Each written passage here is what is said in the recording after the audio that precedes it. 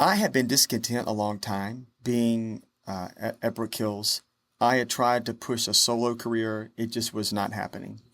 I would offer to go sing at churches for free. You're just calling churches, hey, can I just come to your concert?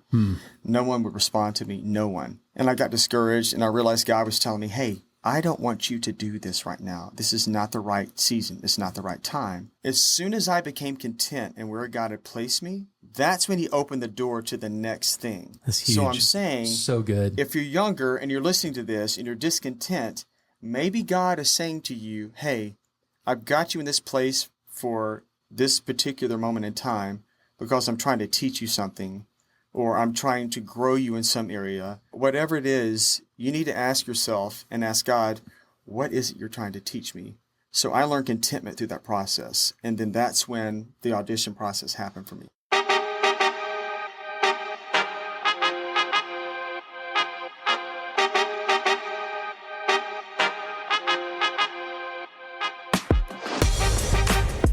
Welcome back to another episode of Armchair Authentic, a podcast with your friends, Rhett and Justin.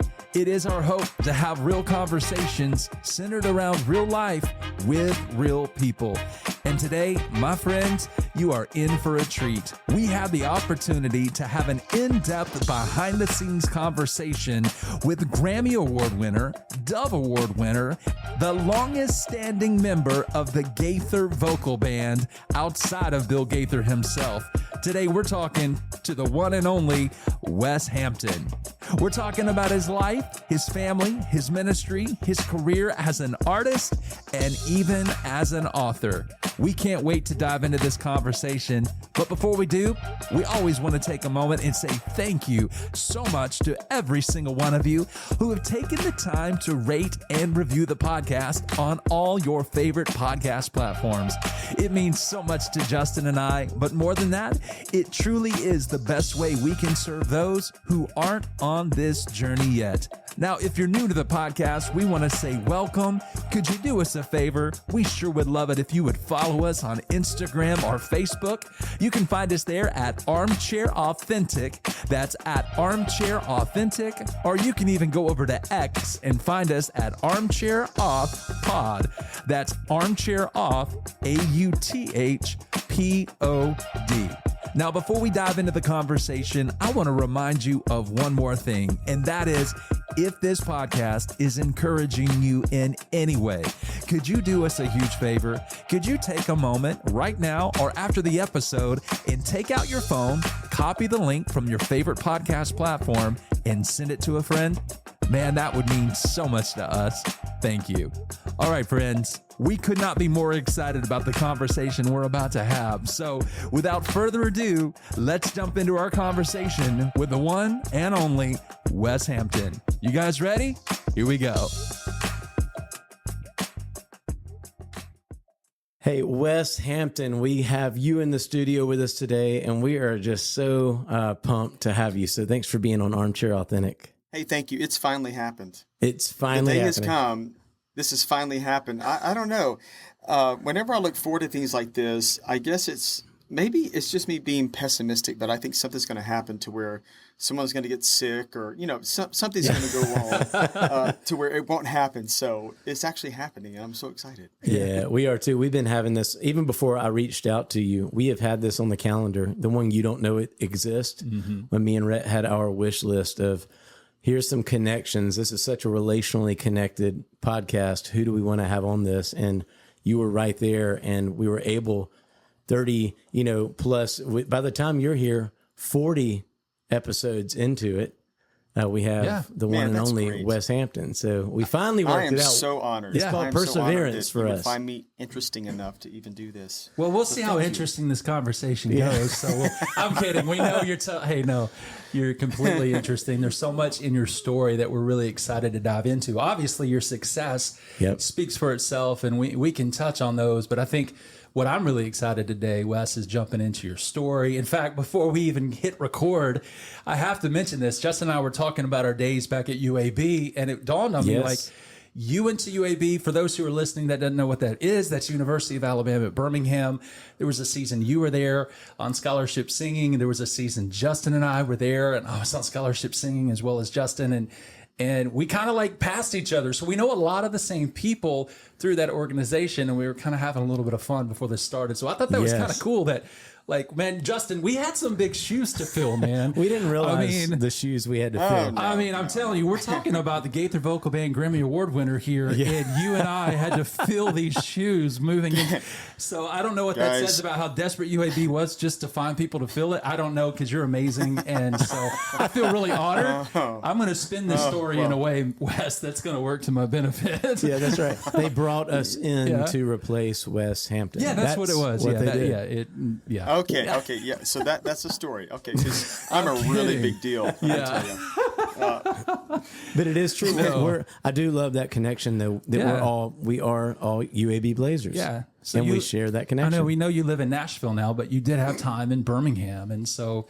Oh yeah. Is Birmingham home for you? Was it home for you, or are you from somewhere else, and then you ended up moving here? So originally, I grew up in a place called Brownsville, Tennessee. Okay. And if you don't know where that is, you know where Jackson, Tennessee probably is. We were really close to Jackson, about 25 minutes from Jackson and about an hour from Memphis. So when people ask where I'm from originally, that's what I typically say. I'm from Memphis, because I was born in Memphis. I lived in Memphis the first few years of my life. And then we moved to Brownsville. Oh, cool. And then I went to Nashville to school, where I met my wife. And went to a Nazarene school called Trevecca. Yes. And went there 2 years, and we got married. So Andrea was already in her junior year, my freshman year. So we met, I think it's maybe the second or third day at school. Wow. Started dating within a couple weeks, engaged for a year, dated for a year, engaged a year, and then we're married in 98. Yeah. So we moved to Birmingham right after that, and then I went to UAB. Okay. Again, where we kind of passed each other, and I will say there is a big difference in going to a small Christian liberal arts school. Oh, I bet. And then going to the University of Alabama at Birmingham. Yes. I will just say that, and maybe appreciate even more Trevecca, because Trevecca is just an amazing school. It is.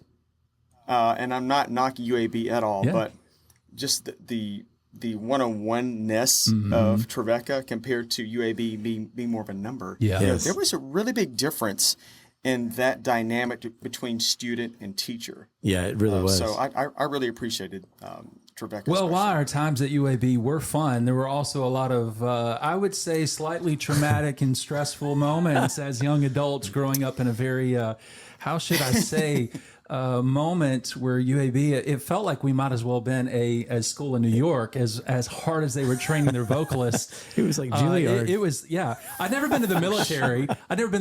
But I have been to UAB's vocal school. And I will tell you, and I even told the guy that was directing it at the time when I was transitioning, I was like, man, can I just be honest with you? I could not stand you as a student. I'm sure there's a lot of life principles you were trying to teach me, but Well, that's kind of funny, Rhett, because he pulled me to the outside hallway one day and said he couldn't stand me. Oh, so wow. that's kind of a common thread that we both had that said to us. He can stand me either, guys. So there you go. We're the Three Musketeers. Yes. He didn't like any of us. I called him Sergeant Reynolds. We are. Sorry, the name's out. I'm going to say it. Well, I wasn't going to go there, but Sergeant Reynolds. No, I will. I will go there. I love it. Let's go. Then there it is. I remember one of our first times, you and I were eating lunch together, and we opened up about this, and we thought we were going to have a passing comment about our time at UAB, and then we started realizing that, wait, we feel the same way about this individual, and it became like this therapy session with each other, getting our stuff out. Yeah, I mean, when you think about it, it's not. I think it really was slightly traumatizing. It really was. It really, at least for me, it really was, because this guy just wasn't he just wasn't pleasant. He wasn't nice. I mean, I've heard of things where people got locked out of the room when they're like a minute late, but I never saw it. And then when I finally saw it, and it happened. It happened.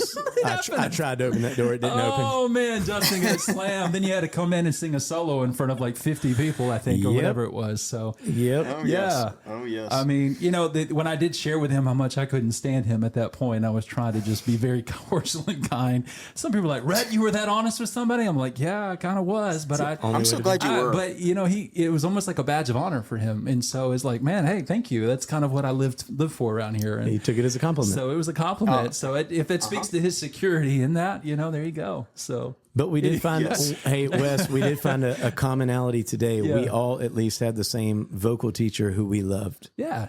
Yes. Oh, she was great. Dr. Mathis, Rachel Mathis. She was great. Yeah, what she a great was. lady. I heard she passed away She did. several years ago, but she was tough on me in a good way. Yeah, I agree. Because I felt like she respected me. Yeah. And that's the thing. I just want to feel respected. Yeah. You could be, as a teacher, you could be hard on me. You can push me to be better. Just do it in a way that is respectful. That's all I ask. I think that's all anybody really wants. Yeah. It's just show people with respect. Yeah. I mean, treat people with respect. Yeah. Show people respect. But it's so good. Well, I mean, looking back, I'm always trying to say, there's so much that we can learn from every experience that we have. And it's obviously, had an impact on our lives to where we are the men that we are today because of it, Yes. And so no villains in our story. That's kind of one of those things that Justin and I mentioned. We do have fun talking about the hard times, but we have no villains. But we've learned a lot and try to become better leaders for that. And For sure. Obviously, you've gone on to do that in some pretty spectacular ways. Now, I think an interesting fact that most people might not know, I didn't know, you said you were a pre-med major. Is that correct? Yes. Okay. I was pre-med. So my 2 years in Nashville, I was hardcore pre-med. I took biology 1 and 2, chemistry 1 and 2, physics, calculus, all the really fun classes, and it really worked my tail off. I'm one of those people that I really have to study hard. I just can't sit there in class and it just absorb. I think it's partly because I am a little ADD. It's very difficult for me to absorb stuff. So long story short, I was pre-med major, went to UAB to continue that course. And I was sitting, this was toward the beginning of my junior year. I was at UAB sitting in class, anatomy and physiology class.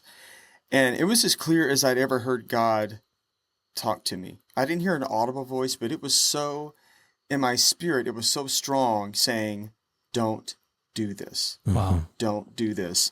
And I was so uneasy. I was a little anxious, almost kind of panicky, thinking, what is this that I'm feeling, that I'm hearing? And looking back on it, it was God. It was the Holy Spirit saying, I have something else for you. I don't want you to go down this medical career path. Wow. And to me, I already decided that that's what I was going to do. Going back just a few seconds to my childhood, especially my teenage years, my dream was to be in the Gaither Vocal Band. No way. I remember having a conversation about a year before all this happened with the vocal band. This was back in 2004. I had a conversation with my boss there at Brook Hills where I was working. He said, if you could do anything in the world, what would you do? And I said, I sing with the Gaither Vocal Band, but that's not going to happen. Wow. That's what I said. My goodness. So going back to my school days, that's what God was doing. He was saying, hey, I don't want you to go down this career path. I've got something else. So I don't know if you want to get into it now. We can get into this later. But there was a lot of stress in my life at that point in time. This was back in 1999.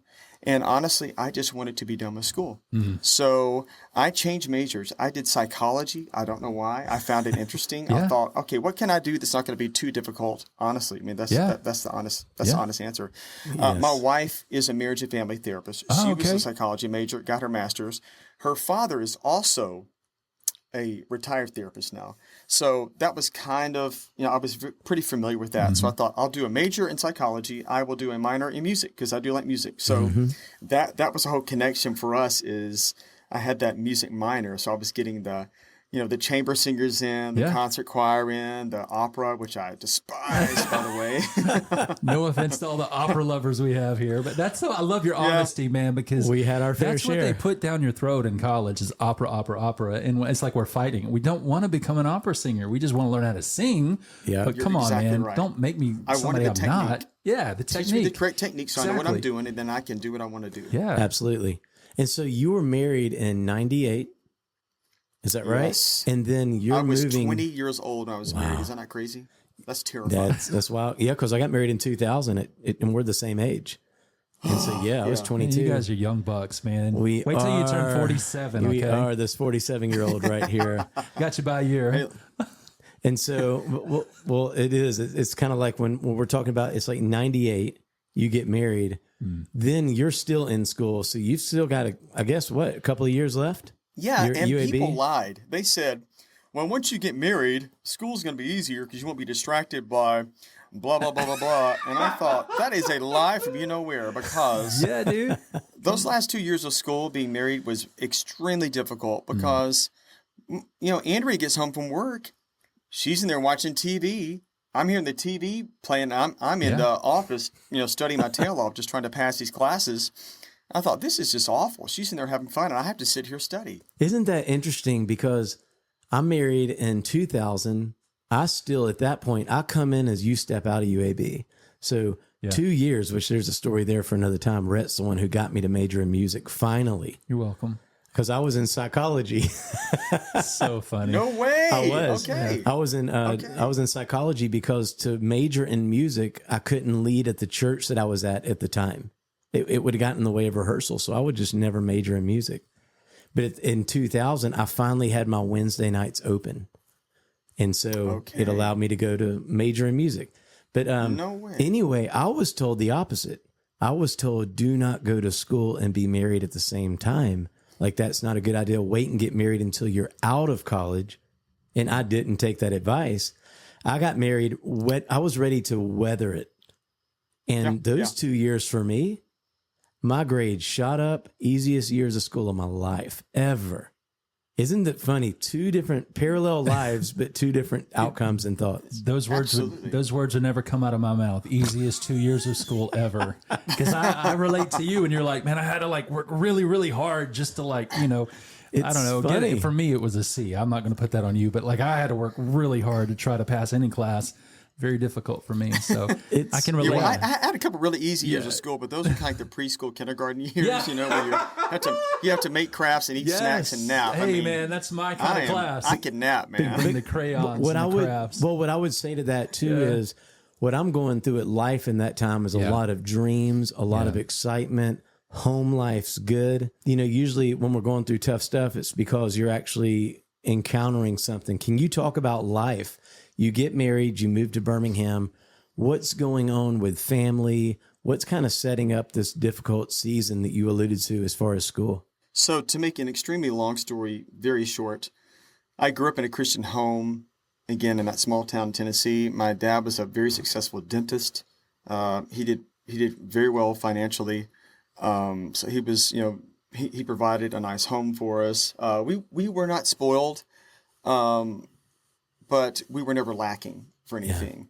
But so we had this kind of perfect family picture. We had three boys. I was the middle of three boys.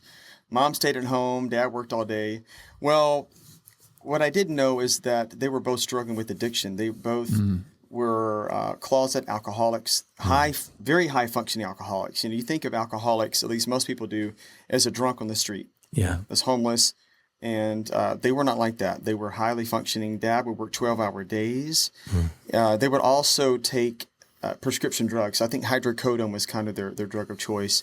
And it all stemmed from, as most addictive behavior does, stems from some type of trauma as a child. And I think that's kind of the kind of stereotypical box to kind of put somebody in, but it really does. A lot of the stuff stems from childhood. So they had a lot of painful things that they had never dealt with. And that's how they medicated. That's how they dealt with that pain, was to medicate it, to numb it through alcohol or drugs. And Dad would just get energized when he took hydrocodone. I can't take the stuff because I don't like feeling out of control. Yeah. But to me, to him, it felt like he was in control. So a very long story short, they're doing this as I'm growing up. I'm clueless. I get married, go off to college, get married. My older brother calls me out of nowhere and says, "Hey, Wes, Dad's driving to somewhere. I can't remember where," he said, "and I want to tell you about their addiction." And I thought, what in the world? Why are you doing this? This was a year after we were married. So this was in 1999. We hold a 3-day long intervention. It was just miserable. It was absolutely horrible. At the end of that intervention, they both decided that they did not need treatment. They could kick it on their own. That was devastating. Andrea and I prayed about it, and we set up some boundaries and said, "Listen, we love you, but we can't watch you destroy your lives or the lives of us or anyone else. And until you get the treatment that you need, we can't have a relationship with you. We're just not going to be brought into this." That was one of the most difficult decisions of my life, setting those boundaries, because at the time, we would have friends of my parents write us anonymous letters, phone calls saying, you need to honor your mother and father. How could you do this? You're killing your parents. All this shameful language. So we were dealing with this. Also, my father was also bipolar. So there were some death threats made. Without getting into the depths of it, it was just a very, very difficult time for us. And Andrea and I went and saw a therapist. And we decided from then on, we're not going to let this destroy our marriage. We're not going to let this affect our marriage negatively. We're going to talk about it and deal with this. And that's what we did. And those were valuable, valuable moments for us. The time we had in therapy. I'm such an advocate for therapy, and not necessarily even quote unquote a Christian therapist. That's like saying I go to a Christian doctor. Well, no, I mean, I do believe in biblical principles. That's right. I do believe that. Yep. So that's what we did. Went to a therapist who believed in the biblical principles. Yes. So I just think that's really important for people to hear, that getting therapy is not something to be ashamed of. I think I see it as a doctor for your mind. You go to a doctor for your body, so why not go to a doctor for your mind? So that's what we did. Good. So that was all weighing on me while I was at UAB, and I just wanted to finish school. Yeah. So I finished school, went to work at the Church of Brick Hills there in Birmingham. Yes. I started out making $50 every 2 weeks as an intern for the worship ministry. Yeah. Humble beginnings. Working at Banana Republic up at the Summit, working at Sears Carpet. I mean, I had all different types of jobs. I was just trying to help pay the bills. Yeah. Right. And I would tell you that was a very, very, very valuable time for me as far as learning the value of money. I remember if Andrea and I did go out to eat, which was not a common occurrence. Yeah. I remember thinking, okay, we just ate this meal, and that cost me 4 hours. Oh, yeah. Right. Welcome to adults. And all of a sudden, I became the biggest tightwad on the planet. And that has stuck with me to this day. Oh, yeah. Wes, those early days are so great because, Summer, their paths are so funny with Andrea and Summer, because Summer, too, being a licensed therapist. But before those years, when I was still in school, she had actually finished, and she was taking up a lot of shifts working at a place called Tony Roma's. And she was a waitress there. Yes. One of the best. I still miss that place. Potato soup, baby. Let's go. Oh, yeah. She'd hook us up. Potato soup, and then the bread with that garlic. Oh, yeah. Holy cow, man. Well, we got the hookup, man, because his wife worked there. Yeah, we'd get there. We're the lane guys walking in at 9 o'clock when it's closing. She would just bring out the soup. So we would go, after me and Rhett would practice, like for our band, we would go there and wait till she closed. So we would just, we'd eat the free food. Once again, that common theme. We won't go there. But mooching. Wes, what was cool during that season, I can remember we'd be short on rent all the time, and we'd have one more day till it's due. And just God was just always so faithful, because she would get that perfect tip amount we would go deposit it at Wells Fargo as fast as we could, probably Wachovia back then, and get it deposited. Oh, yeah, it was. Yeah. And we would barely make the rent by maybe like $30. So when you're saying that, I mean, I'm with you. I can just track those days of just valuing every cent you had because it just didn't go far. But don't you, looking back, don't you kind of have a fondness for that? Oh, I kind of have a fondness for, not that we're still not on a budget, because we have 4 boys. I mean, it's kids are expensive and they become more and more expensive. Oh, yeah. Holy cow. But I remember being on such a tight budget that when we would go to Dairy Queen and get a Blizzard, that was a big treat. Oh, yeah. That was a big deal. Seriously, it really was. I thought, we're going to spend $9 on ice cream. That's a lot. And I might even get candy in it this time. Yeah, that's right. Well, it's true, sure. Wes, Yeah, because so true. I can remember me in summer when we were in college together, we would scrounge up enough money and we would go to Burger King and get one of the value Whopper Juniors that you could get. And we would split our little sandwich because we had nothing. So, but there is such a fondness to those early days, and to even hear hear the story of the early on with marriage with you guys. But my goodness, you're having to face even another level of difficulty with what your family's going through at that point. So what happens past that? You've confronted them. We confronted them. It was a series of about 10 years. It was just not fun. And I'm not saying everybody's going through something. Yep. Yeah. My story's not any different than anybody else's, honestly. We're either coming out of something, in the middle of something, or we're about to go into something. Yes. Those are the 3 things. Yep. That's everybody's story. It's the cycle. So a series of about 10 years. At the end of the 10 years, my parents finally get treatment. Wow. And they're both in a great place today. Thank the Lord. Oh, praise the Lord. I was going to ask you. We're so grateful. Mom has been clean for, I don't know, a long time.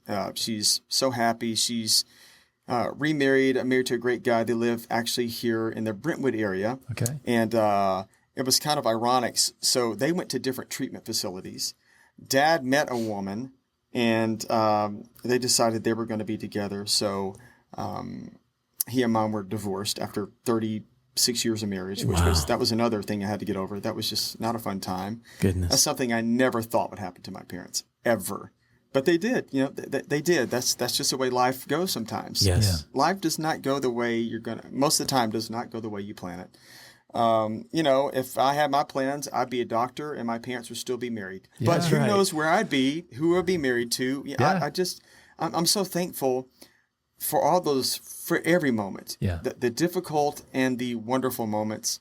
It all shapes who we are. It all is a testimony of God's goodness and his faithfulness, despite how difficult those moments were. Those were extremely difficult times for us, but we're through it. Yeah. We're through it, and we're so thankful again that God has brought us where we are today. I'm just so thankful that he knows best. And man, his timing is just absolutely perfect. You hear that all the time, but it really is. His timing is so perfect. Just when, for me, auditioning for the vocal band, I've been there at Brook Hills for 7 years.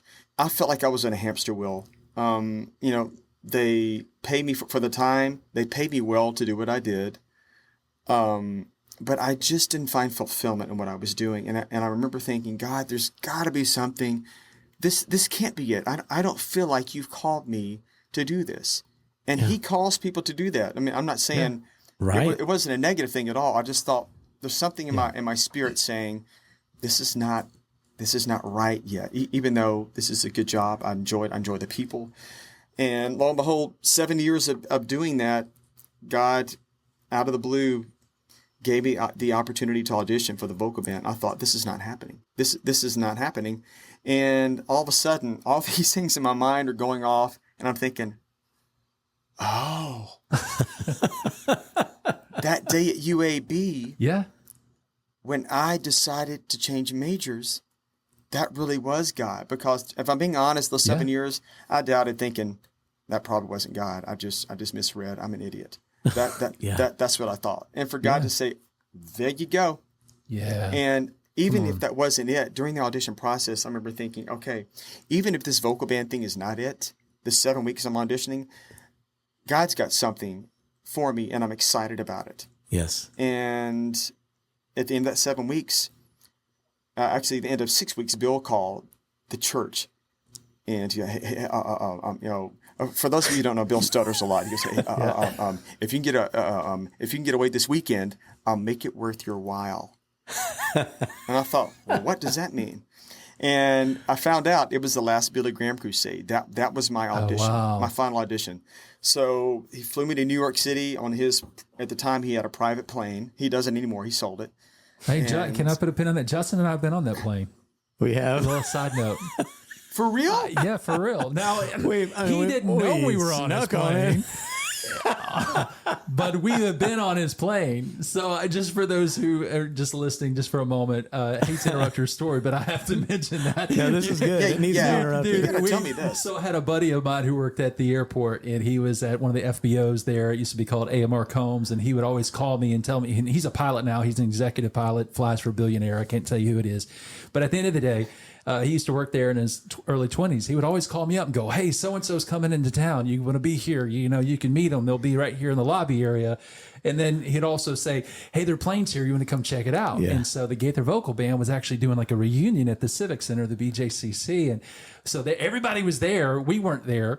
And he's like, hey, dude, Bill and Gloria Gaither's airplane's here. You want to come and check it out? We're like, heck holy yeah. cow. And so we came. It was, hey, Bill, if you're listening to this, so we love you. It's great plane, man. The magazines you had on there were wonderful. Were awesome. They were, they were amazing. We took some great pictures. Everything was on the up and up. If anybody wants to know. Yeah, the waters He's got a good were amazing. Personal life. Yeah, no, it's top class. So my friend brought us on the plane, and we took pictures and everything, and so crazy. It was so fun. It was fun. Hey, Wes, it wasn't just me and Rhett. It was actually me, Rhett, and Summer.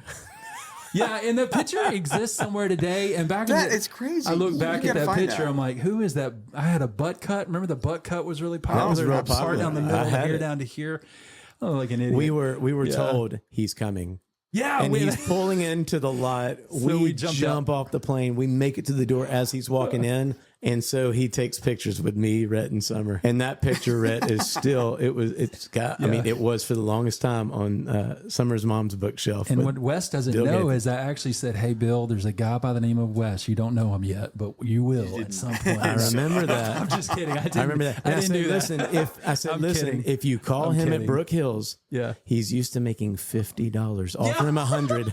That will be worth his while. Well, let me tell you, when I started out making it wasn't much more than that. I'm sure, man. No, hey, but Wes, seriously, I love that story, how you're talking about Bill called, he made it worth your while. We didn't mean to interrupt your story, but my goodness, there's so many points that you're getting to there. I mean, first of all, when you say 7 weeks of auditioning. Yeah, I want to go back to that, like beforehand. I think a lot of the listeners are thinking, well, because, arguably one of the most recognized gospel groups of all time, and you are in that.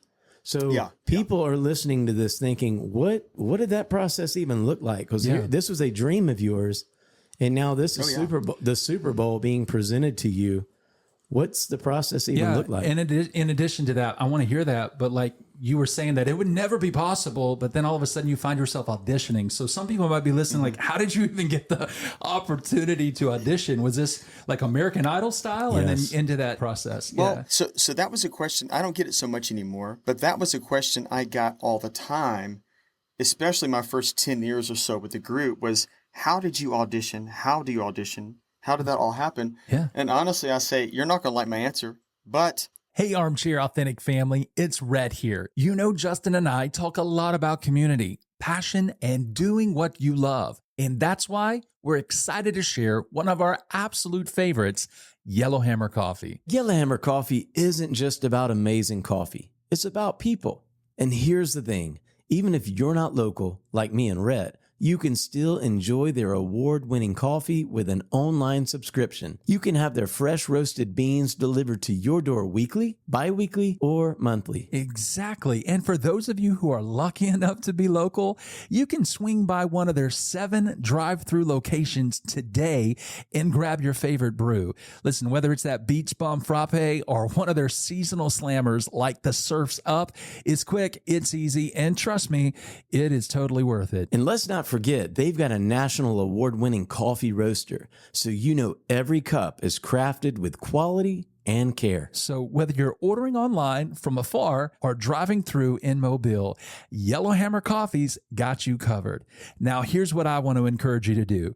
Go to yellowhammercoffee.com. That's yellowhammercoffee.com and get ready to fly high and hammer down with Yellowhammer Coffee. Yeah, grab your cup and become part of the hashtag YellHamFam. And remember, tell them Rhett and Justin from Armchair Authentic sent you.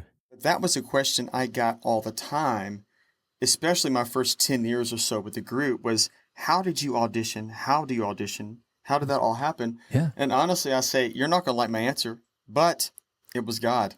And they just kind of roll their eyes. And I say, well, I was minding my own business. And basically, the short story is Andrea's family had a friend named Karen, okay? Karen and Jean was a couple. Karen and Jean Badauer, they both have passed now. But Jean was one of Bill's product guys on the road, okay? Karen was one of my mother-in-law and father-in-law's best friends. They go back to Indiana years and years. In fact, a little side note, my father-in-law, Mark, Andrea's dad, used to be Bill Gaither's music minister about 45 years ago. Wow. No kidding. 45 years ago. Yeah. So, he knew Bill. He knew Gloria. He knew George. He knew Bill's parents, all that. My father-in-law didn't keep in contact with Bill all those years. He's one of those guys that doesn't like to just to get in people's business and say, "Oh, I know such and such." He's not one of those guys. So anyway, long story short, Karen knew that the guy singing tenor at the time, David Phelps, was on his way out. And she knew that I loved the vocal band. She knew that I sang, but she didn't know what part I sang. So she tells my mother-in-law, Rosetta, she asks Rosetta, "Hey, Rosetta, what part does Wes sing?" And she goes, I think he's tenor. So she goes, okay, Karen goes, okay, good, because he's looking for a tenor. So long story short again, they tell Andrea. Andrea calls me there at church. And I had just prayed that morning at church, God, I feel like you're doing something. Please give me some sense of direction. That's all I'm asking. There you go. That same morning, I get the call. Yeah. Cool. That same morning. Wow. And Karen says, if you give me some stuff that Brook Hills, some stuff that you have recorded, which we had at Brook Hills, I had been part of a couple of recordings that they had done, get that to me. I will get it to Suzanne. Karen was best friends with Suzanne, Bill and Gloria's oldest daughter. That's a God these thing. Connections. Yeah, relational. How are these connect? Yeah, it's totally relational. Yeah. Again, I feel like this is just falling out of the sky. This is something I didn't pursue. It pursued me. Yeah. So we get stuff to Karen. She gets to Suzanne. Suzanne gets to Bill. Bill listens to it. He likes it. He has Guy Penrod, the guy that was, Father Abraham, the long hair, the trench coats. Oh, yeah. Cool. So cool, man.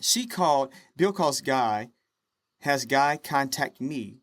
Andrea and I sang at a lot of weddings back in the day. And again, for newlyweds, we do a wedding, we get $250. Sometimes we get $500 for singing a wedding. Jackpot. It was amazing. Yeah.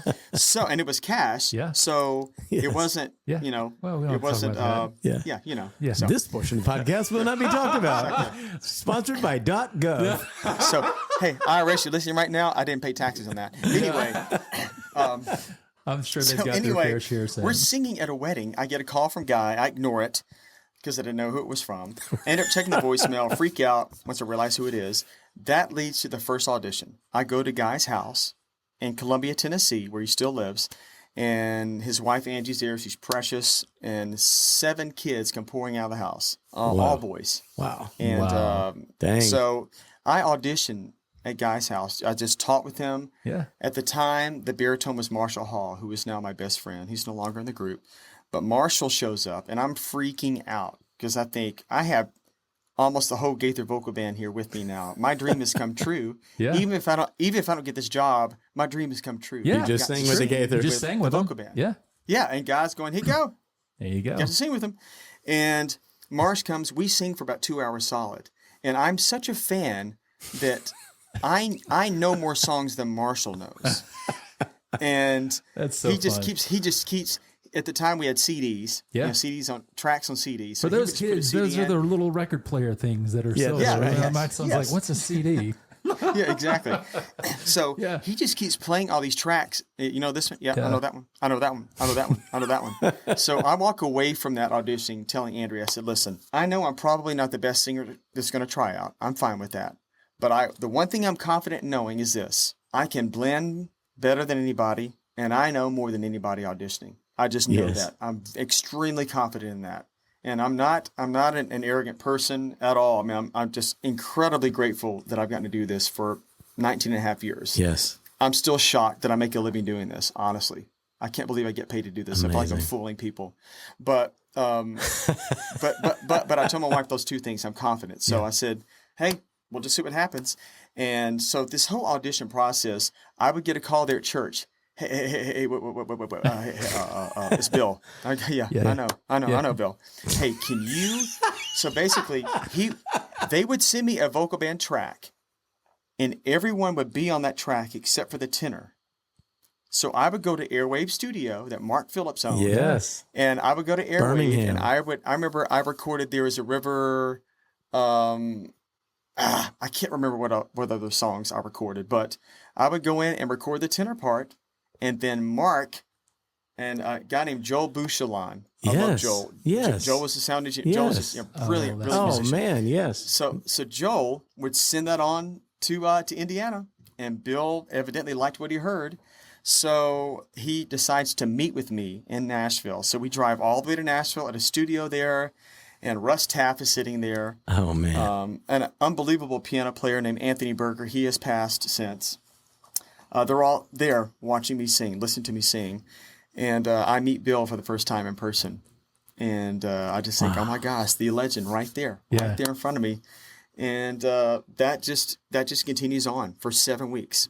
Basically me going back and forth to Nashville, recording stuff. In fact, the last thing I recorded, it had to be sent to Bill on a Gaither cruise in the middle of the ocean. That's how persistent Bill is. Yeah, that sounds so about they're right. listening to me sing on the Gaither cruise. They're listening to me sing in Bill's room. Wow. So again, the very last of that, I get a call, sing at the Billy Graham Crusade, and a week later, I get a call from Bill inviting me, and that was in May of 2005. So here we are in November of 2024, and I'm still with the group. Well, correct me if I'm wrong, but you're the longest standing member outside of Bill. Is that correct? Yeah, in the Gaither Vocal Band?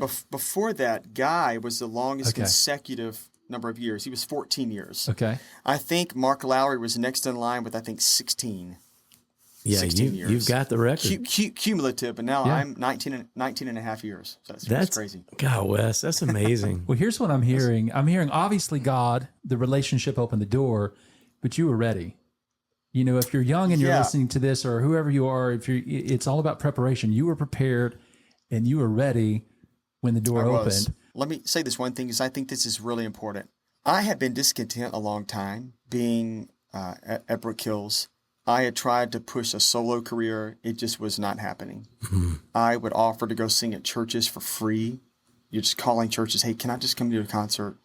No one would respond to me, no one. And I got discouraged, and I realized God was telling me, hey, I don't want you to do this right now. This is not the right season. It's not the right time. As soon as I became content in where God had placed me, that's when he opened the door to the next thing. That's huge. So I'm saying, so good. If you're younger and you're listening to this and you're discontent, maybe God is saying to you, hey, I've got you in this place for this particular moment in time because I'm trying to teach you something, or I'm trying to grow you in some area. Whatever it is, you need to ask yourself and ask God, what is it you're trying to teach me? So I learned contentment through that process. And then that's when the audition process happened for me. I wrote down the word, you were secure in who you were. That's what I've heard in this statement. So you were prepared, you were ready, you were secure, but you were at a place of what I'm hearing now from this perspective is that you were operating in a place of humility where you were trying to maybe force, if you will, or do your part and try to open up doors on your own. It seemed like God was like, hey, if you'll just be content and secure with where you are and be faithful with that, I'll open the door. I got ways to get you into the room and in front of the people you need to be in front of. You didn't stop being prepared. Right. You continue to be faithful, and you were to the local church and in your faith and in your walk with the Lord. And God opened that when he needed to open it at the right time rather than you. We were talking about this earlier, just in the conversation that's about what I'm birthing, thinking. birthing an Ishmael, an Isaac blessing or an Ishmael blessing. And you got the Isaac blessing from the promise of the Lord. And for those, we don't have time to dive into the theology of that. But the biblical side of that is Abraham was promised a son by God. And it was not going the timing, the way that Abraham thought it should. So he interpreted to force it to happen. Yeah. And has a child named Ishmael, and that is not the promise God had. But we were talking about that because we heard a message one time, and it was in a time that I was praying about some stuff. And I was telling Rhett this morning, years ago, I could have forced some things. And I heard this message, and the message was titled, Do Not Birth an Ishmael. And it was everything you just said. You would try to go force these deals, something that people would pay you for. Obviously, now you're offering your services for free, and it's just not, there's not the God favor on it to happen. You're exactly right. And I remember even when we were driving to Guys for that initial audition, I remember telling Andrea so clearly, I said, I can't do what David Phelps does. I can't hold out those super high notes like David can. Mm-hmm. I can't sing tenor for this group because I've never been a horribly secure person. I mean, a terribly secure person. I just haven't. I've always doubted myself, doubted my abilities. And Andrea said, she goes, you let Bill decide that. Wow. And I thought, oh, yeah, okay. Yeah, I will. I will let Bill decide that. I'll let God decide that. Because I didn't think I was good enough. I just didn't think I was good enough. I knew that God had gifted me to sing, but I also believe sometimes giftings are on different levels. Sometimes he gives us the ability to play guitar, just not like Chris Griffin plays guitar. Yeah. Birmingham musician. That guy's amazing. Phenomenal. If you're listening around the country, Chris Griffin is an amazing oh my gosh, I musician. love Chris Griffin. Band so called the much. Act of Congress. We might need to get Chris on here at some point just to play guitar for us. That's right. Give us a little background It'll make music. you Man, sick. I what love a it. freak of a player. Man, when you're Yes. talking about contentment, I don't know, man, it's just resonating. There's something powerful in the humility and contentment and the security of just knowing that, hey, God's got me. I don't have to force this. I'm just going to be who I am, be the best to my ability, whether it's gifting or it's just, I'm happy with where I am. And if God blesses that, great. If not, it's all good. Yeah. And it's amazing what you were saying, like in that school of contentment, all of a sudden now it's like, I don't know, I don't want to put words in your story. I'm speaking from my perspective of my own story. But every time I was in seasons of contentment, it was like where God could look at me and go, okay, now I trust you. Like he didn't need that to be somebody. Like I was enough for you in this season. And because I can trust you with that, well, I'm going to bless you with more. Your contented side is the side to go to the advanced stage. And until you get there, you're not ready for it. Yeah. For you to hear that advice from your wife to say, let Bill decide. But there's a Wes Hampton touch that a David Phelps doesn't have. One thing that Bill has said that has stuck with me, and it's so true, I don't care how good you are at what you do, how confident you are at what you do, you are a compromise. Everyone is a compromise in some way. And when it comes to singers, every singer is a compromise. Wow. There's one singer that does something a lot better than you can. And I could do something a lot better than another singer. So if you get one string from me, well, I'm probably going to lose something that you had before. And that's something I thought was really interesting is Bill saying everyone is a compromise. Wow. Also, the second thing is we can't limit God. We can't say God can't use me because I'm A, B, C, D. You can't try to put limits on God. Well, I guess you can try to put limits on God, but you can't. Because, again, I never dreamed that I would do this, ever. Man. In fact, as I said earlier, I remember saying the words, well, that's just not going to happen. Vocal band's not going to happen, so I'm going to be a doctor. So we just can't limit God because he can do whatever. The song that I sing often in the vocal band, little is much when God is in it. Yes. Yeah. If we offer what little we have, he can do whatever he wants to with what we offer.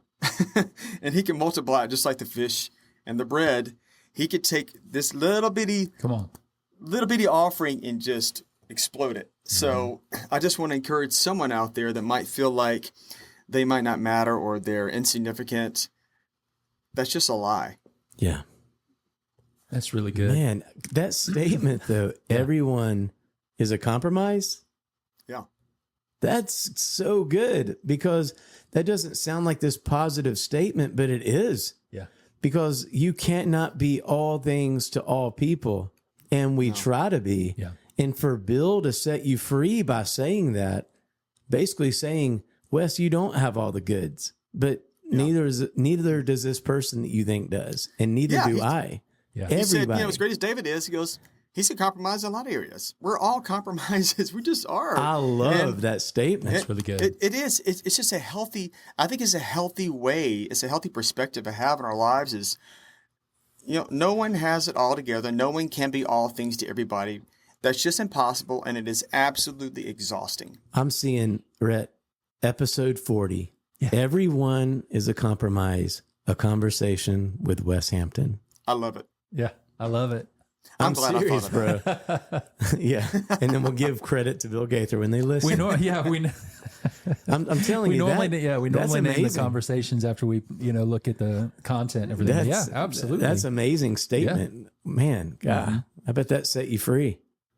Oh, it did, because Bill knew the pressure. Because when I first joined the group, it was very difficult. I would have a lot of Phelps fans that I think meant well, but were very hurtful. It was very, very hurtful to me, the things they would say.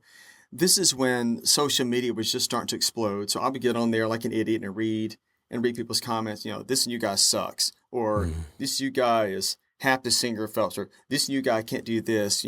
I miss David. I wish David would come back. I read all that stuff. And something that I heard of all people, Samuel L. Jackson say, and it has stuck with me.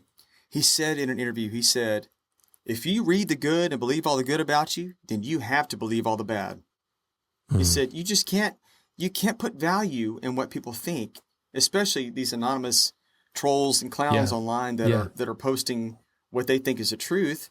Yeah. The truth is always somewhere in the middle. So what was it that finally got you? You said it took a while. You're seeing the comments. How long did it take you to begin taking that advice? As we know, you can have the best advice given, but sometimes it's a seed and it takes a few years to plant in and really take root.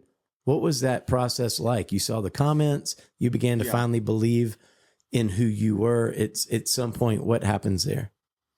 It was a couple of years process, but I thought, I'm going to win over all these David fans. I'm going to win them over. So what I started doing was every time I did an interview, every time I wrote something online about that, I would say, listen, I think David Phelps is an unbelievable singer. There will never be anyone like him. But God has not called me to be David Phelps. He's called me to be Wes Hampton and to do what I do best. And what I do best is not what David does best. And that really disarmed a lot of people, because they realized, oh, he's not here to replace David. He's not here to be David. He's here to be him. Oh, okay. And once they realized that, they started to embrace me, because they knew I wasn't here to I'm not going to out-sing him. I'm going to do what I do best. So that's what I did. And that's, again, something that Bill helped me really discover was, hey, I think you do this really well. Yeah. Let's go this avenue. Stop. When we need some power notes, you can still do those, but we're not going to make you back into this corner of you got to be the powerhouse high singer of your song. We're not going to do that. David did that, and he was great at it. I do this. And I think that applies to everyone. You just can't try to be something that you're not. Well, and you're 19 years into this. What an amazing longevity, streak, loyalty, faithfulness, continuing to build your skill, staying relevant. You were doing this from different places. As you said earlier, you moved to Birmingham, you went to school. When you and Andrea were married, you're in Birmingham now. And then for the longest time, you were in Birmingham. And then in the earlier part of the episode, you talked about, here I am from my studio in Brentwood. So you've moved to Nashville. What does that look like? What brought on some of the moving around? Was it something that helps you be better positioned for the different tours that you guys have, for the career that you have right now? What was that? Good question. We felt like our roots were just loosening all in Birmingham. We just felt, and it was, no one did anything wrong. No one did anything bad. No one offended us. We just felt like relationships, we were just kind of entering different seasons in relationships with friends. Yeah. We even with church, we just felt like God's I feel like he's pulling us away from here. I don't know what that means, but I feel like he's pulling us away here. And there was also the practical side of it of, man, Yeah, I can only imagine. I'm tired of driving to Nashville 6 hours every single weekend. I'm just sick of it. I'm tired of it. I'm tired of getting off the bus or off the plane at 2:00 Sunday morning and then having to drive to Birmingham completely exhausted and having to pull over on I-65 because I need to take a 30-minute nap because I'm starting to fall asleep. So there was just a lot of variables. the life of an artist. Yeah, it's very glamorous. Yeah. So, but I will say the thing that really was God Yeah. telling us was this. We decided to just talk to the realtor that helped us build and sell our house where we live. We used to live in Highland Lakes there right off 280. Great neighborhood. Yes. Our realtor lived in that neighborhood. We talked to her, hey, Terry, we're thinking about listing our house. What do you think we could get for it? She goes, well, let me come by tomorrow and I'll take a look at it and see. So she came by, looked at it. When we built the house, we had an unfinished basement. Well, the 10 years we were there, we saved enough to afford to actually build out the basement. So that's what we did. So Terry came to our house. She saw the basement. The basement blew her away. She couldn't believe it. So long story short, she goes, I think you could get this much for it. We went, oh, okay, awesome. She goes, I think you could get a bidding war going for this house. So I think you could even ask this much over for it and still get it. So we decide we're going to list it with her. A couple days go by and she goes, hey, can I bring my husband by to see your house? I thought, She bought that. what? She brings her husband to the house to look at it. She wants to buy our house before we even list it. And I say, well, Terry, I think we could get a bidding war going for this house. That's what I would Yes, say. I was about to say, think you we can better. get at least 10, 20% more than what we were able to get Come on. significantly more out Let's of what go. she told us we could sell the Yeah, house for. yeah. And she paid the full price plus the extra Praise God. without even listing the house. Thanks for the So- advice, Terry. Answer Yeah. prayer. Another.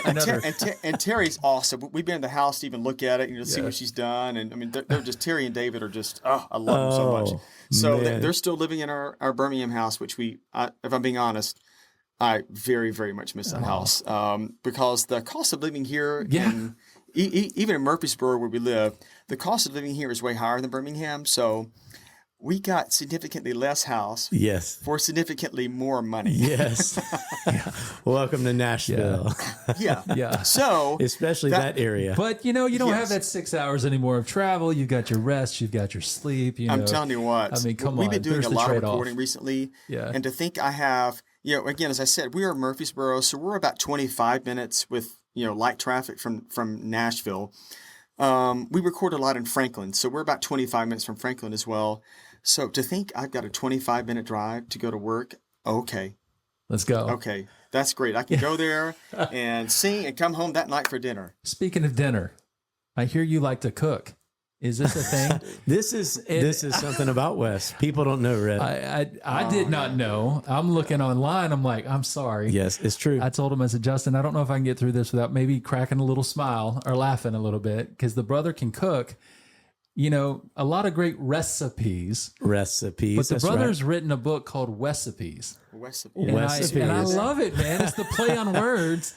WES, Recipes. He's not And just written one. No, he's got several. He's got here. multiple I mean, dude. books Yeah, of dude, I recipes. So, like artist, cook, come on, man. Oh, no, this this is is- awesome. This and Yeah. well, and let me say this first, because I do want you to talk about the food, because Yeah. that is Sure. that's a passion of yours, and Yes, it is. I mean, it started as hobby, but now it's actually turning into there's an entrepreneurial side of you with this. But I at least have to give a shout out, because to this day, Rhett, I'm a cake lover. I am yeah. a chocolate, you name it. Candy, chocolate, peanuts. Sugar, but- sugar in general. Sure. Oh, I'm just an man. addict. Oh, I'll be yeah. Well, honest. Wes made a sugar crusted chocolate chip bundt cake for me one time. Oh my gosh. And How do I get in on that favorite train? I Oh my ate gosh, that. it I sounds ate that, amazing. Wes, still to this day. One of the greatest cakes I've ever had. And April 20th is my birthday, just a reminder. Well, that is very kind of you to say. But no, hey, so for our listening audience here, I love Wes, he is a phenomenal, just even on this cake, the baker, but he loves not just food to eat, right? But he loves making it. He loves cooking. He has his cookbooks that he's released. What got you into this? Man. So when I was at UAB, I would come home in the afternoons when I'm still working part-time. Andrea's working at Brook Hills. And I turn on the TV and Food Network is on. Food TV is on.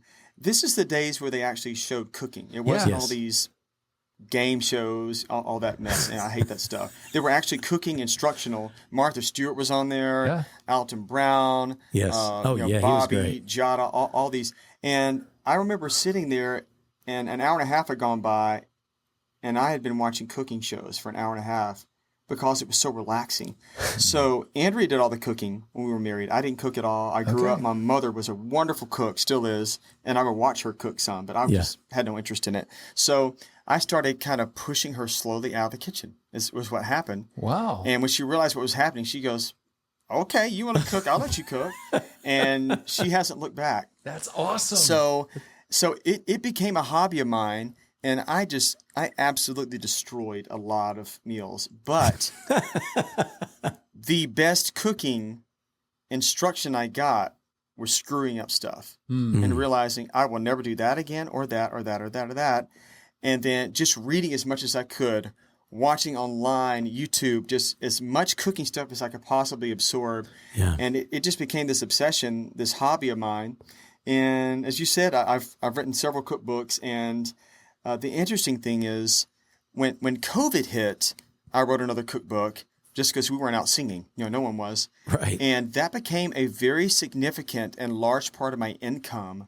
Amazing. During those 18 months of COVID, that helped pay our mortgage during COVID. Wow. That silly cookbook. Oh, that's a blessing. And people don't really, as you know, buy music anymore. They stream everything. They just subscribe. Yeah. So I had to figure out a way, okay, how can I support my family? How can I support myself by another means besides music? Because music, you just can't make much money anymore doing music. So that's what I did. So now I sell the cookbooks at concerts. No royalties. I love it. Everything goes to me. Amazing. I'm just out the cost of printing. So it's become this thing that's kind of taken off by accident. And I'm always collecting, always looking for new ideas.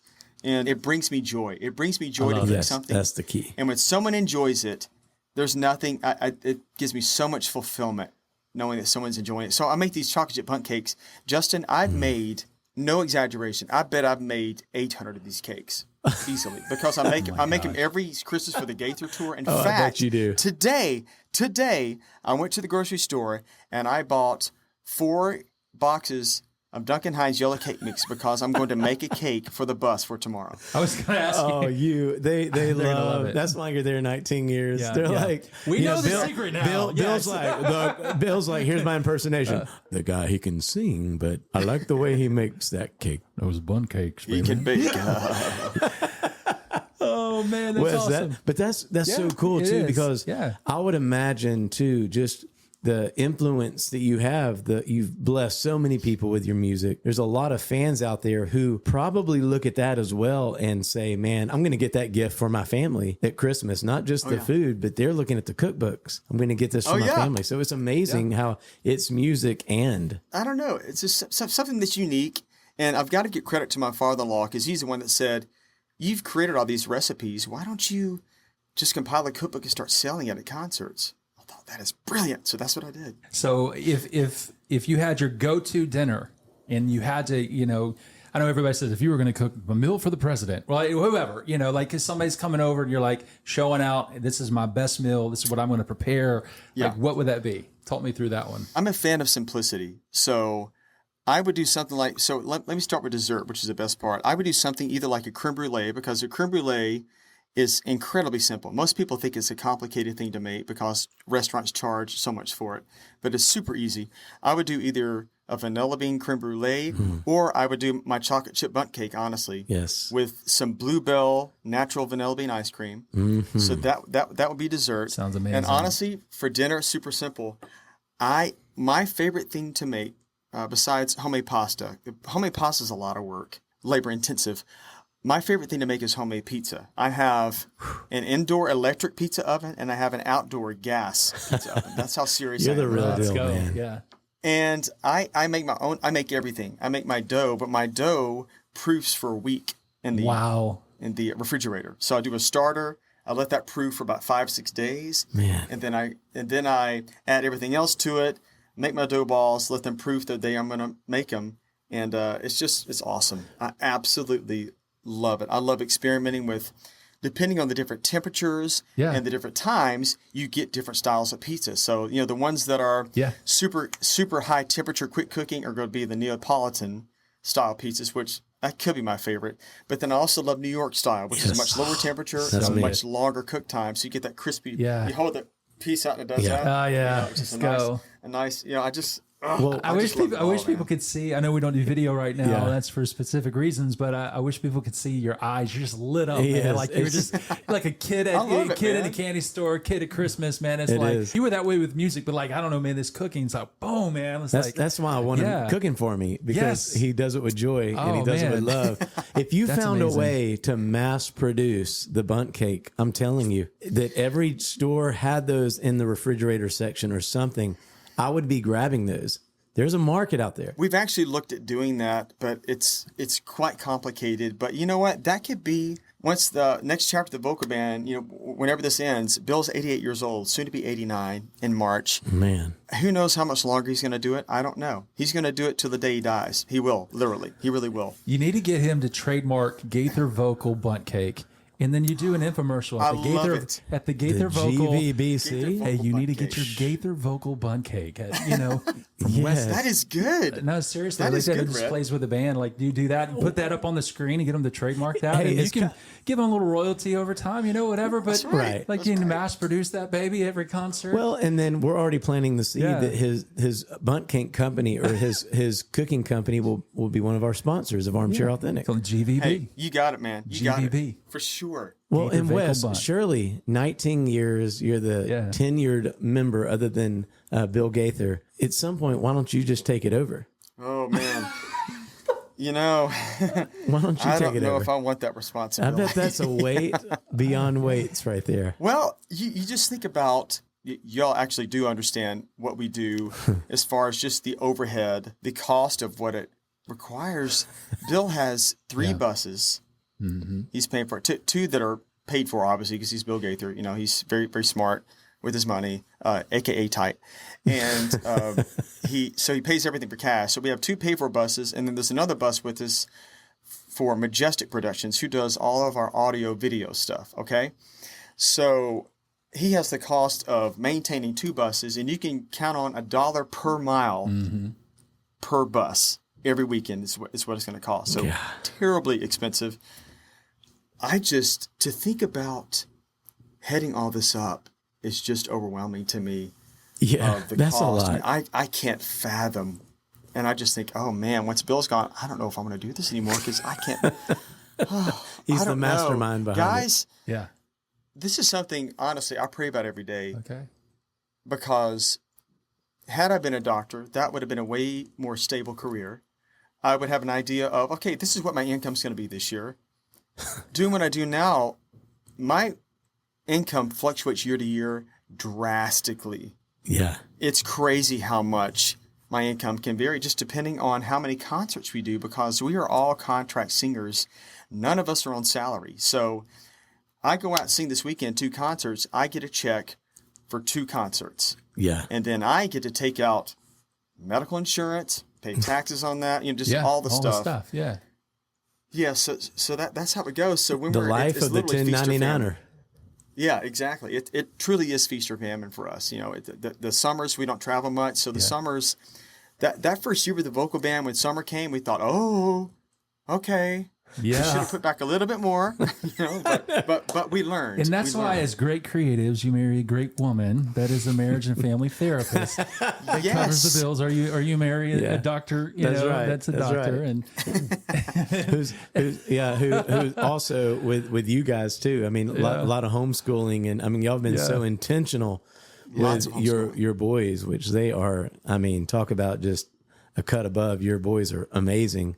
Oh, man, yours are too. Thank you. Yeah, thank you. And so, yeah, from time to time, my boys and Wes's boys, they were gamers for a season. Online. Still are. That they would jump online and I would run downstairs and they were playing with the Hamptons. And I mean, it was, I would yell at Wes and Andrea from the other room. I loved it. Yes. How old are your boys? So Barrett, our oldest, is 20. He's going to be 21 in February. He's a junior at Trevecca, our alma mater. And then then Hudson is 18. He is a freshman at Trevecca. Wow. Barrett is going to do music business, commercial music. And then Hudson is doing sport management. Oh, come on. For now. I know. That's and cool. Then Carden and Sutton are, let me see, respectively, almost 16, almost 15. They are both sophomores in high school. They go to a private Christian school here in Murfreesboro. And we moved SETI up because he and Barrett are kind of just really, as far as school smarts go, it just comes easily. It comes naturally for them. So we moved SETI up to Carden's grade level, and Carden did not like that at the time. I bet he didn't. He did not like that at all. Man. So now we have Sheldon? 2 sophomores in high school. Yeah. So that's what happened. People say, "Are they twins?" No, they're not twins. They're a year apart. But we just have one that's one is ADD and dyslexic. Oh wow. The other is bored out of his mind because school is too easy. So you move them. I mean, it was a perfect plan, and now they just get to be great friends. Okay, so That's with awesome. even with your youngest now being that age, and you've been a part of Gaither Vocal Band so long, obviously your solo career too, the cooking we've talked about. What are you dreaming about right now? What do you see on the horizon potentially for Wes Hampton or the Hamptons? That's a great question, and if I'm being honest, it looks pretty unknown right now, and if my knee-jerk reaction to that would be anxiety, fear, worry, all that, and those things have crept up because again, my boss is almost 89. What's next? Will the group continue on after Bill? I don't know. We've talked about the group continuing on after Bill is gone, but will enough people come to the concerts to make it a viable thing? Will it make enough money to support what it is? So, and I have another avenue I'm going down that I can't talk about right now, but so I'm really praying about that right now. It's kind of a long process. So it could be something that's completely non-music related in the future, or it could be to where God really expands my solo ministry and enables the vocal band to continue on. So those are things that are a daily prayer for me. Just, Lord, please give me wisdom, give me discernment, help me to make the right decisions. Just like I prayed with the vocal band, all that process was happening. I remember praying, God, would you continue to open up doors? If I'm being honest, Lord, I want this. You know that I want this more than anything. But if this is not right, would you please just shut the door now? I don't want to get further down this road and they get more excited, more invested, and then it not happen. So that's what I'm praying about right now is, Lord, if this other avenue is not the right thing, just shut the doors now. But if it is the right thing, help them to continue to open. So as of now, the door is continuing to open. And I'm just honestly kind of excited and a little anxious, if I'm being honest, a little anxious, but I'm also excited because he's been so faithful and he has led us down the right path so far. And I trust he's going to continue to do that. So it might be simplistic of me to think that God's got it and he's going to guide us, but that's the honest truth. That's what I believe. And we believe where he wants us to be. Yeah. We believe you. And it goes with the conversation again we were having this morning. There is such a parallel there of just, you said it earlier, God, he might put this desire in your heart, but it's not always laid out detail by detail. So it takes a bit of faith to actually see it to come to pass. So I appreciate your vulnerability in giving us that answer. And also, we want to go ahead and get on the books, part 2, once you start getting some of that clarity, so that we can Absolutely hear I'm in. What that is that you're going to announce. And we'll be praying for you during that part too. Thank you, guys. Oh man, it's such an honor to have you on the podcast today. And I was going to say it if Justin didn't, but your vulnerability and your authenticity speaks to your genuineness of the man that you are. And I appreciate your willingness to shed some light on the grit, the grind, just the backstory of just a man who is in pursuit and on a process, on a journey of walking with the Lord. You know, in Christian circles, we call it anointing. It's just like this grace gift that's on your life. So when you're standing and you're singing, you're not singing from a performance, although many people might look at it as a performance, but you're actually singing from a deeper place of all the things you've experienced that you opened up and you were willing to share today. And so it comes as a testament of God's faithfulness in your life. And that's why it's so powerful. And that's why people are so drawn to it. And so I want to encourage people, I'll speak to the stereotype, some of the younger generation, they hear the word Gaither Vocal Band and they may tune it out thinking, oh, that's just an older type of music if you're younger. But I'd encourage you to go listen to some of these songs because you'll be so surprised at how dynamic and how powerful they are and how God can speak to you in and through it. And especially the songs that you've recorded, man, and the stuff that I've seen you do. So thank you for your faithfulness. Thank you for your genuineness. Thank you, guys. Thank you for opening your heart on stage, being vulnerable to share your story and to love God like you do, man. So you're an inspiration, encouragement. And I have a 16-year-old, you're like at 2018, 16, 15, and I think I'm struggling over here as a parent trying to figure things out. So we might be having some side conversations and go, look, man, you're doing some things right. Can you help a brother out? No, hey, man. It takes a village. It really does. No, my son's amazing, but so kudos to you for raising 4 boys, man. You and Andrea both. We're trying. Justin, it's kind of just with boys, especially teenage boys, sometimes it's just a day-to-day thing. You think, oh, Lord, you're going to have to help us. You're going to have to help us right now because I don't know what to do. We are still learning in this process. Hey, what's funny is I had to get on to the kids. I won't say which one. If you're listening, guys, I won't call you out. So you got it easy with the 4. You can generalize that. I can't. My son's like, Dad, you're calling me out on the podcast? What's going on? Well, I did, Wes, the other night. Yeah. I had to go in there and get on to one of the kiddos. And not the time you have to get in there and you are firm, like you're lifting your voice. I mean, if you guys listening saw that side of me, you would think, what? And I kind of felt bad. You mean you're actually a good dad? Oh my gosh. That's great. I kind of felt bad. I'm going in there to Summer also thinking, oh gosh, I need to apologize to her. She just heard me raise my voice because I thought she might be like, that was a little much. And I went in there and she came behind me almost like a boxing trainer does. She starts massaging my shoulder. She said, all right, you're doing a good job. I want you to get back out there. You got the strength going. She did the imaginary water bottle, like she spit it in my mouth and I spit it out. She's like, together, come on. And it was like Mickey on Rocky. She was like, and that bonding moment as husband and wife, because she was letting me know, I am not mad at you. By the way, I'm so attracted to you, the way that you went and took care of that. And I got your back and you get my back because I'm going in there next. Yeah. And it was so cool. So that's the first thing that hit my mind when you're talking about you and Andrea. I'm like, yes, you're trying to raise your kiddos and you're just surviving some days. Or you're ready to kill them. You're ready to love them. You're ready to do it all. It's the wonderful circle of life. It's a lot like God with us, isn't it? God sometimes like, how do I put up with these kids? Oh my gosh. You're stressing out over what's next. Have you not seen what I've done for you? He's like, I told you when you were younger, you're going to the Gaither Vocal Band.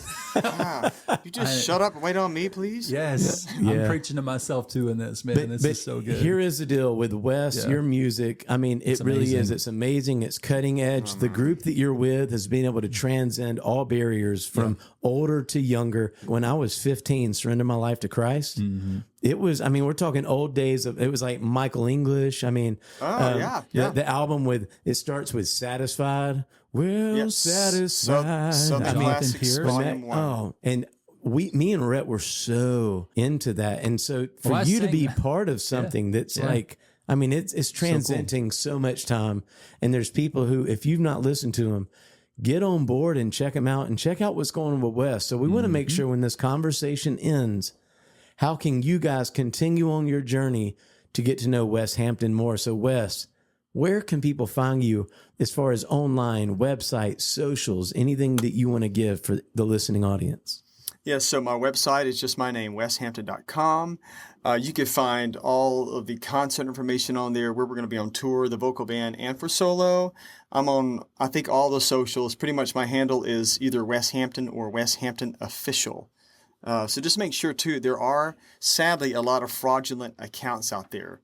So make sure it has a little blue verified check next to it. That means it is the legit one. And also, just use common sense. If they have 50 followers, it's probably not me. Yeah. So I have people all the time. Is this you? It's got 5 followers. No. No, I didn't ask you. I'm not killing it with my followers, but I'm not that small. Yeah, that's right. And no, I don't have an inheritance of $2 million for you. That if you'll send me this routing number. Gosh. Okay, I got one last. Yeah, I got a question for you, man. Before you go, so people can't see you. Obviously, they'll look at you online, bro. You're fit. I mean, I don't know how else to say it, but you're fit. There's something you're doing something to take care of your health. 46 and healthy. I mean, 46 and 46, fit. baby. I think the kids call it fit. I don't know. That's why I'm trying to be cool. But anyway, so what's your routine, man? I mean, obviously you're on the road. That's pretty draining and exhausting. You've got to be up to a certain level of fitness and ability to not only carry those notes, but carry and take care of your family. I will say this. I'm not being facetious when I say this. Bill Gaither has been an inspiration to us guys. He walks 10,000 steps every day. That man has energy through the roof because he doesn't stop moving. He does rest, but he doesn't. He believes in vacationing. He believes in resting, but he also believes in not stopping. And I think that's something that has really benefited him through the years. That's why he is who he is, why he's doing what he's still doing at almost 89 years old and keeping up with us young guys. It helps on the road because Reggie, Adam, and Todd both, we all like how we feel when we're physically active. When we go, our thing is every day on the road, we go find a Planet Fitness and we go work out together. Did y'all hear that? Planet Fitness. That's right. Did y'all hear that? All the Gaither Vocal Band, everybody Gaither Vocal Band fan right now is going, okay, what city are they going to? Where's the Planet Fitness? Is where, And the clientele of Planet Fitness just boosted. Yeah. If you want to find the Gaither Vocal Band when we're in your town, go to the Planet Fitness that day. We will be there. That's great. So we go there and we do our thing. I am a creature of habit. I love routine. Again, I think it's just my personality. I'm kind of that, easygoing, but I like a routine. I don't like much change. For the disc personality people, I'm an SI. So, okay. And then my friend who was a high, he called me a stupid idiot. He said, SI stands for stupid idiot. But anyway, that's a high D for you. That's called solid inspiration. That's what that is. That's exactly right. That's exactly right. So what it is. I have the same routine every day. I get up, I take the boys to school. The first thing I do in the morning, which I think this is very important, it really is, either get some type of electrolyte mix. I mean, there's all sorts of kinds. I'm not going to say one's better than the other. Or if you don't even want to buy that, get about 16 ounces of water and about 1/8 of a teaspoon of salt and mix that up and drink it. It won't taste like salt water. It'll have maybe a tiny bit of saltiness to it, but just guzzle that. That helps get your brain going. The electrolytes help connect all the stuff in your brain, and it really hydrates you. So that's the first thing I do. I don't do coffee. Take the boys to school, come back, and I either do on my Tuesdays, Thursdays, or cardio days. So I'll go, and I'm not out there running or jogging because my joints can't take it anymore. I'm 46. But I will get an incline treadmill on 15, the high setting. Let's go. At 3 miles an hour, and I'll do it for an hour. Wow. And by the end of that, You're feeling it. I'm sweating, my heart rate's up, and I burn some calories. So I do that. That's amazing. At least two days a week. Mondays, Wednesdays, and Fridays are all resistance days for me. So one day is, chest to back. One day is bis and tris, and one day is shoulders. And then if I'm feeling really adventurous, I might touch legs, but I don't like doing legs. Nobody likes leg day. Everybody hates leg day. I hate leg day. I know. I'm being honest with you guys. I should work legs more, but I hate it. It's not fun, so I don't do it. Yeah. So that's really what I do. Is just the biggest change I've seen was consistency. Because when I got in the group vocal band, when I got in there in 2005, I wasn't this, super overweight guy, but I was out of shape and I felt bad. You know what I'm saying? Yeah. Just when you go through the period, you're just eating bad food all the time, exercise, you just feel blah. You have no energy. And I love feeling energized. I love feeling like just emotionally I'm on top of things, physically I'm on top of things. So that's really my inspiration. And I'm not an over spiritualized person, But I do believe in also being a good steward. Being a steward of my voice, of my time, of my finances, and of my body. Yeah. In relationships. And I believe that God wants us to be good stewards of all the things he's given us. And he's given me a healthy body, so I'm going to try to take as good care of it as I can. So honestly, that's my inspiration. Well, thank you for sharing that. So here's what I'm inspired, and this is what I think he's going to do next. You ready for it? I'm ready. He's going to create either a YouTube channel video of workouts and his routine, or a book of health and how to eat healthy along with working out. And here's the discipline and all that going with it. And then your reward is the Gaither Vocal Bunt Cake. All right. Yes. That's it, baby. On Sundays. You Sundays do is my that? cheat day. Yeah, So you man, can eat it's carb this. day, baby. Let's go. So, yeah, I don't know, kill it man. on Sundays. But all of that is huge. It's very important. And I love how practical you made that in a way that seems very doable. Yeah, I think most people don't do it because they think you got to spend hours in the gym, and it's just not true. Yeah. I spend an hour max per day. Some days it's less than that, but I thought I could take an hour out of my day to take care of my body. So that's what I do. And Well, then you're crushing Sundays it, man. again, I rest on Sundays. I eat what I want to on Sundays. Some people might disagree on having a cheat day because this is an unhealthy relationship with food, but whatever. Yeah.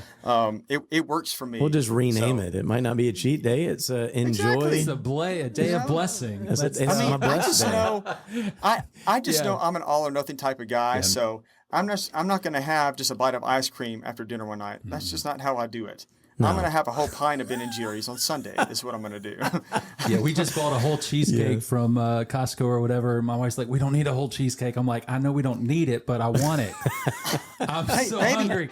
And it's so, and I know it's you could make one and bake one and make one so good. I know it's probably No, so Costco is great though. They're pretty They good, got though, some man. stuff. Pretty darn good. And the pumpkin pies that are coming out now with They're come huge. on, let's go. I mean, I've eaten homemade versus Costco. I can't really tell the difference that much. So And you can get a 24-inch pumpkin pie for $5. yeah, it's about all or nothing. Coming up on the next episode of Armchair Authentic. Rhett is I'm telling already you, man. creating another polarization here. Did you hear how he set it up? Oh man, Either hot dog or cheddar dog. You have to have one way. one or the I other. voted for hot dog. Rhett votes for cheddar dog. but it changed your Here's life. an example. I made one for you the other You day, made me one, and you were like, and "God, I ate this it, is and so I thought, good."